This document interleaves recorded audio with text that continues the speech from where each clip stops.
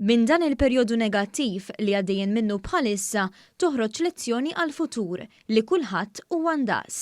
Kliem il-Prim Ministru Robert Abela meta fil-programm Pjazza qal li aħna lkoll bnedmin u li l-mart ma jagħmilx distinzjoni. F'dal perjodu negattiv ikraħ fej verament però realizzajna xi ħaġa li hija importanti ħafna li fil-ħajja kulħadd indaqs. Eżatt. Jiġifieri il-mart jolqot lil kulħadd, però mhux biss kwistjoni ta' mart issa. Naħseb din hija lezzjoni għall-futur tagħna, lezzjoni illi rridu verament ċirkostanzi se jitjiebu, se nerġgħu lura l-ħajja tan-normal, però ma qatt ninsew din il-lezzjoni.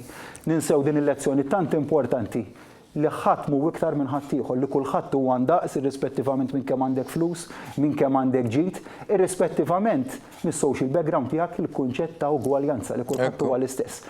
Il-Prim Ministru qal li deħlin fi ġranet fejn kulħadd għandu jħoss sens ta' responsabilità.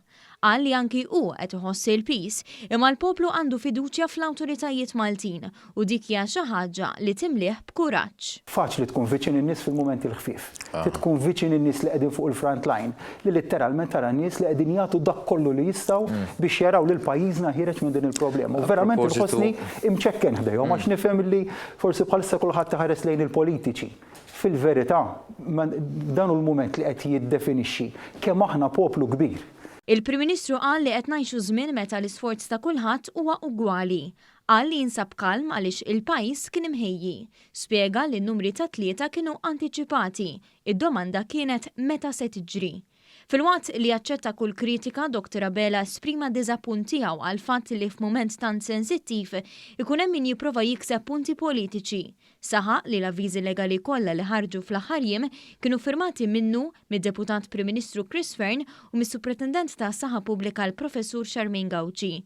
Qal li dejjem ħadmu flimkien u dejjem ħarġu b'verżjonijiet li qablu dwarhom. Li inti tipprova tirkeb fuq is-sens ta' biża' li għandu bħalissa l-poplu Malti, dik hija xi ħaġa li ma tistax tinħafek. U hija xi ħaġa li tweġġani, ma rridx noqgħod naħlu wisħin fuqha, però l-messaġġ tiegħi huwa wieħed ċar, dawn huma affarijiet li ma jsirux u li huma ma jaqblu xejn anzi ma dan il-mument ta' għaqda nazzjonali. Dwar l-għajnuna li qed jagħti l-Gvern, il-Prim Ministru qal li sa mumenti qabel attenda l-programm kienet jiddiskuti aktar miżuri biex jgħinu lin-negozji u l-ħaddiema ta' pajjiżna.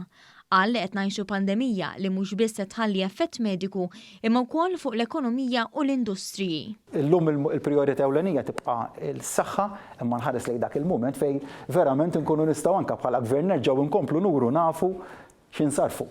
Għaliex dan hu l-mument li qed jiddefinina kemm aħna tajbin fl-aspett ta' saħħa. Imma mbagħad aħna Gvern li magħrufin kemm insaħħu l-ekonomija tal-pajjiż kemm il-qatt inġibuh fix-xejn. Il-Prim Ministru qal li jinsab kburi bil-poplu Malti li wieġeb b'mod responsabbli u reġa' appella li dawn huma jiem ta' sagrifiċċji ibsa u qal li jekk il-poplu mhux se jkun dixxiplinat, il-Gvern se jkollu jżid il-miżuri. Jekk aħna flimkien se nkunu dixxiplinati f'dan il-mument għadha se nisbħu għal dinja aħjar. Jekk aħna mhux se nkunu dixxiplinati f'dan il-mument, se nisbħu għal dinja differenti, ma li taf ma tkunx aħjar. U għalhekk l-importanza li dan ikun mument ta' dixxiplina, dan il-mument li se jiddefinixxi għada il-pitada u l-pitpitada għal dan il-pajjiż. Jien konvint ħafna fiduċjuż fl-abbiltajiet tal-poplu Malti fir-responsabilità li għandu l-poplu Malti.